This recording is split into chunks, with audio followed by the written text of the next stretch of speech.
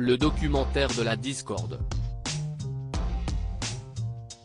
Ce jeudi 18 mai, France 2 diffuse Dieu le veut, les disparus du fleuve. Ce long format revient sur le mystère qui entoure le décès de l'animateur du jeu télévisé La Chasse au trésor dans les années 1980. Le 6 août 1985, Philippe de Dieuleveux et 6 autres personnes ont disparu lors d'une aventure en rafting sur le dangereux fleuve Zaïre. À la suite de ce drame, de nombreuses rumeurs se sont succédées allant de l'accident à la bavure en passant par l'assassinat. Dès lors, France 2 a tenté de lever le voile sur cette histoire. Cependant, le documentaire n'a pas vraiment fait l'unanimité auprès de Tugdual de Dieuleveux, fils de l'aventurier.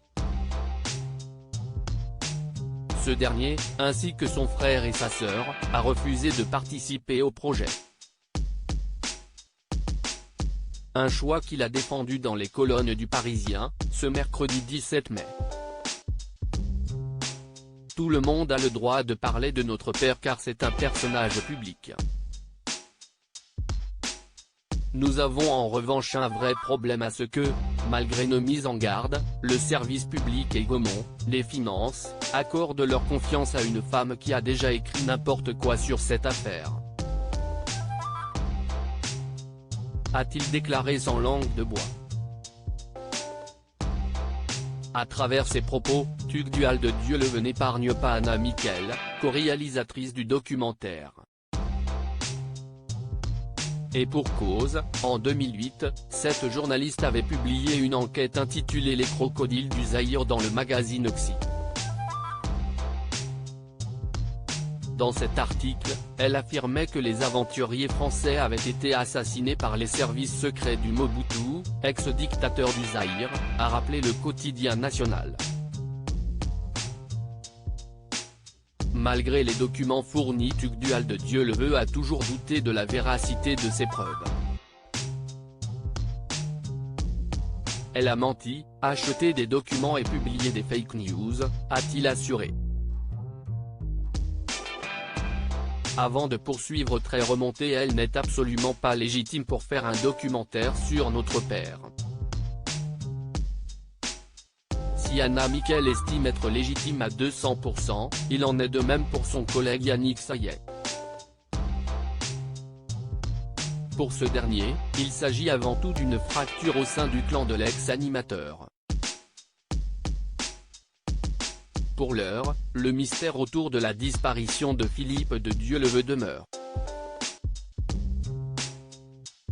Mort de Philippe de Dieuleveux, l'enquête bientôt réouverte depuis cette tragédie, le cercle proche de Philippe de Dieuleveux est convaincu que l'armée zaïroise a assassiné le présentateur de l'émission La Carte au Trésor diffusée sur Antenne 2, et que l'État français a couvert les faits. Jean de Dieuleveux, le frère du défunt, avait d'ailleurs déposé plainte pour homicide en 1995, classée sans suite en 2004, faute de preuves suffisantes. Désormais, c'est son neveu Alexis, le fils de Jean, qui a repris le flambeau de ce cold case. Le 23 février dernier, il avait fait la demande de réouverture du dossier, afin de rétablir ce qu'il pense être la vérité au sujet de la mort de son oncle. Dans une interview accordée aux Parisiens quelques jours plus tôt, ce chef de cabine de la compagnie Air France avait déclaré « Je souhaite que la thèse de la noyade soit démentie, et que l'État français reconnaisse qu'il y a bien eu une bavure militaire ». Ce samedi 13 mai, la justice a tranché. Le parquet de Paris a refusé la demande du neveu de Philippe de Dieuleveux de rouvrir l'enquête. Crédit photo, Bestimage.